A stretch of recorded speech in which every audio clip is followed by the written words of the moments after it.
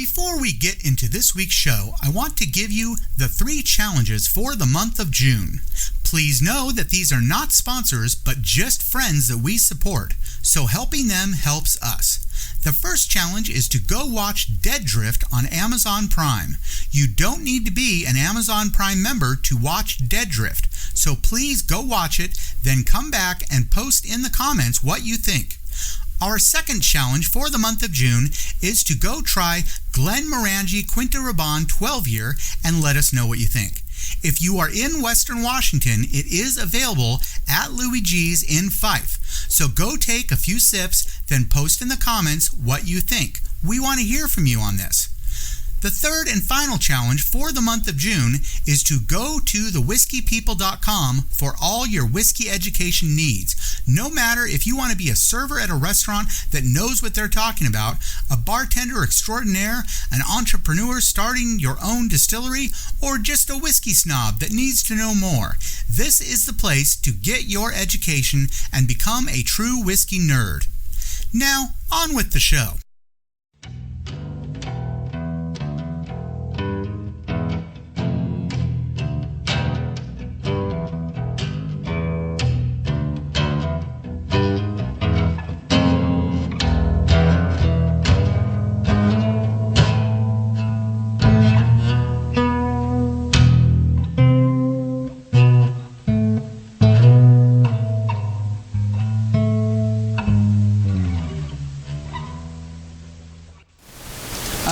Hey everybody, another episode of Nerds Drink Whiskey. Now our friend Treacy here from the Whiskey People, who has been with us for a few weeks now. He's brought aged 6 years. That's a little low on the age. That's interesting. When was it? When was it distilled? 1999. Turn of the century whiskey. All right, hey. Scotch whiskey, independently bottled, single malt. Murray McDavid. I have never heard of them before. That's the bottler, and Okay. the distillery is Ben Nevis, which is a rather classic Highland profile distillery. Okay. So this is definitely a Highland. All right. Not colored. It says in the back, not colored, not chill filtered. Cask selected by Jim McEwen, and it's the ideal drinking strength, which is 80 proof, I'm assuming? 80s. No, that's 46%. 92 proof. 90%. Okay. Yeah. I love that. Yeah. All right. So it's going to be a little stronger, but yeah. So we're going to take a sip and let you know what we think. So Dark Helmet, do your thing. Ludicrous speed.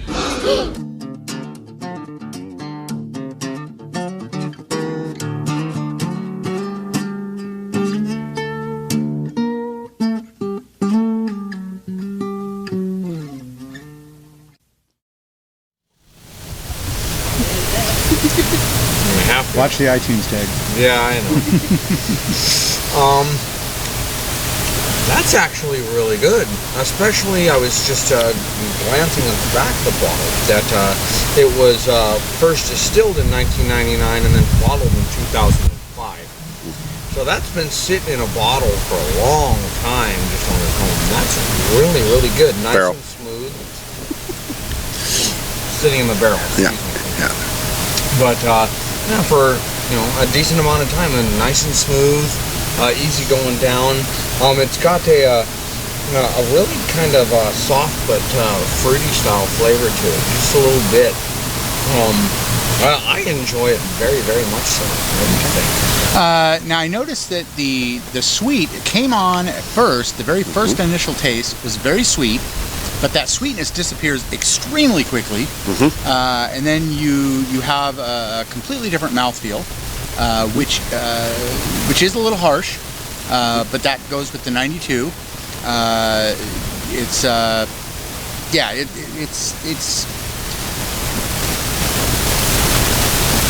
I gotta say I would never buy it. It's not one of my favorites. Right. You're a bourbon guy. It's well, there's that. I also really like a lot of Irish I'm finding. Yeah. Okay. So that would be a difference too. Yeah. Yeah. I really like triple distilled. I found that every whiskey I really like, I do a little research on it, and I find out almost always it's triple distilled. Which I found interesting. But yeah, so it's I don't know. It was decent. It was okay. Kind of interesting, but I'm not overly impressed. Okay. Yeah. Well, this would be very different from an Irish whiskey in that it's double pot stilled, and as you pointed out, it's not chill filtered, so the impurities are left to roam, okay, quite freely in the distillate.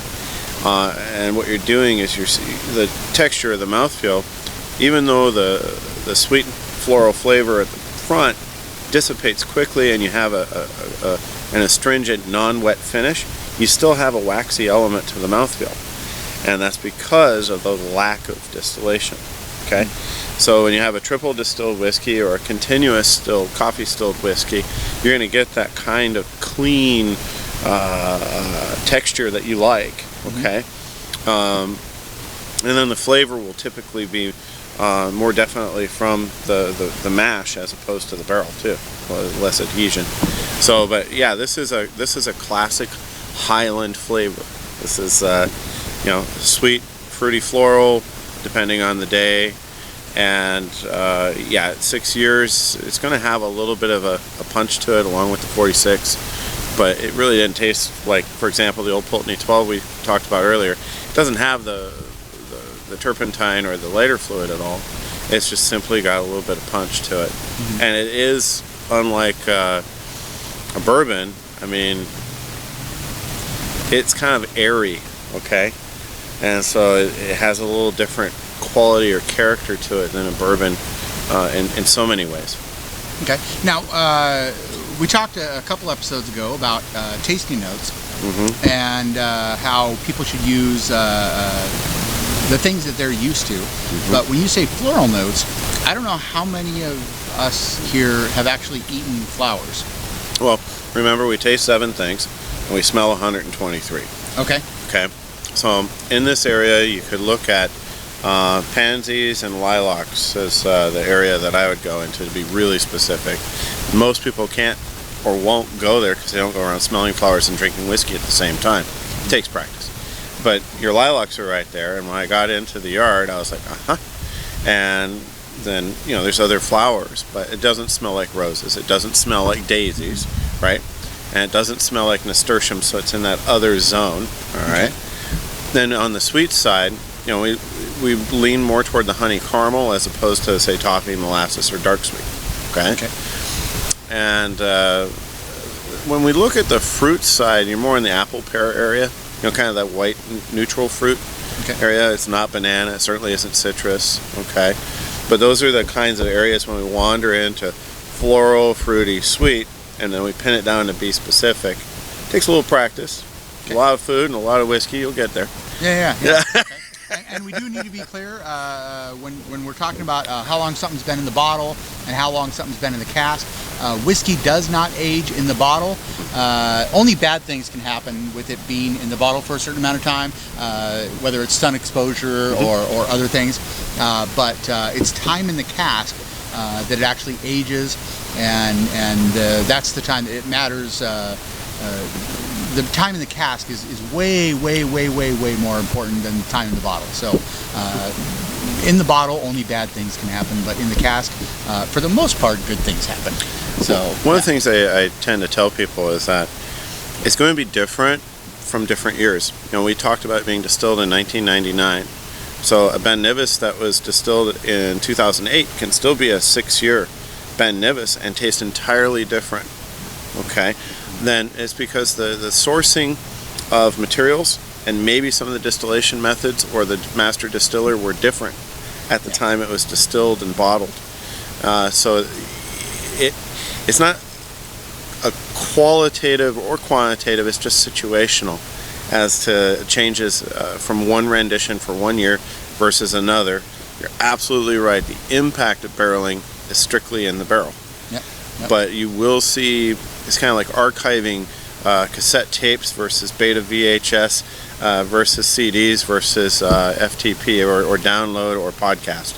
Right. They're all just different mediums that existed at different points in time, and whiskey is going to be similar in that some things just didn't exist until now, and some things have gone away and we can't ever capture again back then.